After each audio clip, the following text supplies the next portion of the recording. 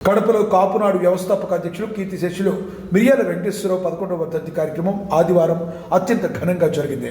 కడప పాత బస్టాండ్ సమీపంలోని అవధూంద్రేత్ స్వామి ఫంక్షన్ హాల్లో జరిగిన ఈ సంస్మరణ సభను బలిజ జేఏసీ ఆధ్వర్యంలో నిర్వహించారు. ఎస్కేడిఈ జాయింట్ కమిటీ అధ్యక్షుడు సగినాల శ్రీనివాసులు, గౌరవ అధ్యక్షులు మస్తాన్రావు రాయల్ నేతృత్వంలో కార్యక్రమం జరిగింది. ప్రధాన అతిథులుగా బాలిశెట్టి హరిప్రసాద్, సుగరవాసి హరిప్రసాద్, గుడేకుల వెంకటరమణ పాల్గొని మిర్యాల వెంకట్రావు సేవలను స్మరించుకున్నారు. ఆయన సామాజిక సమానత్వం కోసం కాపు సమాజ అభివృద్ధికి చేసిన కృషి విశేషమని వారు పేర్కొన్నారు.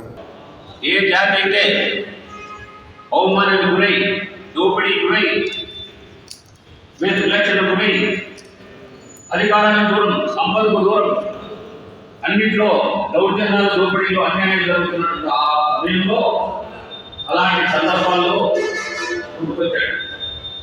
ఈయన కూడా ఇది బ్రహ్మాండమైన ఈయన విశాఖపట్నంలో కోర్టులో ట్రేడ్ పార్టీలో వాళ్ళు పనిచేస్తూ ఆ అనుభవంతో కాపులు ఎక్కడైతే ఎక్కుతున్నారో ఆ ప్రాంతంలో అణిచివేయబడి, దోపిడీ చేయబడి, అవమానించబడి, వారిని దౌర్భాగ్యమైన స్థితిలో రాజ్యాంగపరంగా ఎస్సీలకు ఎస్టీలకు ఉన్నటువంటి హక్కులు ఉన్నా కూడా వాళ్ళకంటే అభిమానంగా ఉన్నారు అనే ఆవేదనతో కాపునాడు అని చెప్పినటువంటి ఒక సంస్థ తీసుకొచ్చి యావత్ దేశంలో యావత్ ప్రపంచం కూడా గుర్తించే స్థాయికి చేస్తే ఆనాడు ఆ కాపునాడు వేదికైతే ఒకబెట్టి మోహన్ రంగా తెలిసే ఉంటుంది.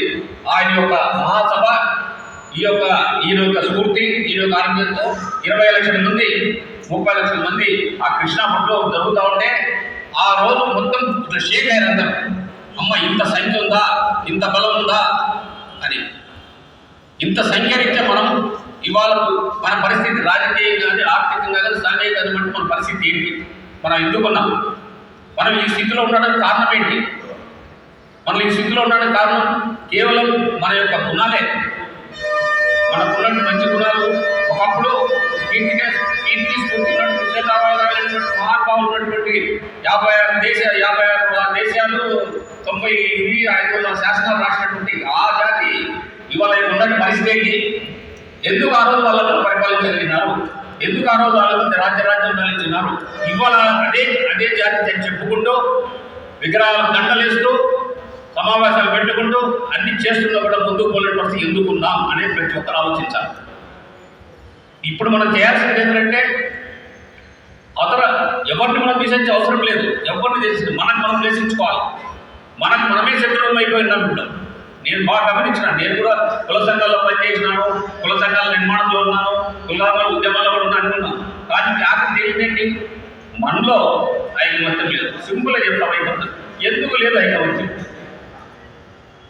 ఐకమత్యం? స్నేహము, సహకారము, చేయుట ఇలాంటి లక్షణాలు ఒకరికొకరు ఉంటే అప్పుడు ఏదన్నా ముందుకు వస్తుంది. ఆ ముందుకు వస్తే ఏదన్నా మనం చేసుకోగలుగుతాం. ఒకరిని తీసేసినాం, వాడు బాగున్నాడు మిమ్మల్ని ఇష్టపడడం కాదు. మనం ఎట్టుకోబడాలి, మనం ఏ విధంగా బలపడాలి, రాజకీయంగా ఏ విధంగా మనం బలపడాలి, సాంఘికంగా మనం ఏ విధంగా బలపడాలి, ఆర్థికంగా ఏ విధంగా బలపడాలి, ఎవరికి ఎన్ని అవకాశాలు ఉన్నాయి, నాకు ఉన్నటువంటి అవకాశాన్ని అతనికి ఎట్లా అందించాలి. నేను పెట్టలేదు, పెట్టే వల్ల చూపించాలి. ఆ బలం లేదు. ఎవరికి వాళ్ళు ఆనందంగా ఉండరు. వ్యక్తిగతంగా బలవంతులే,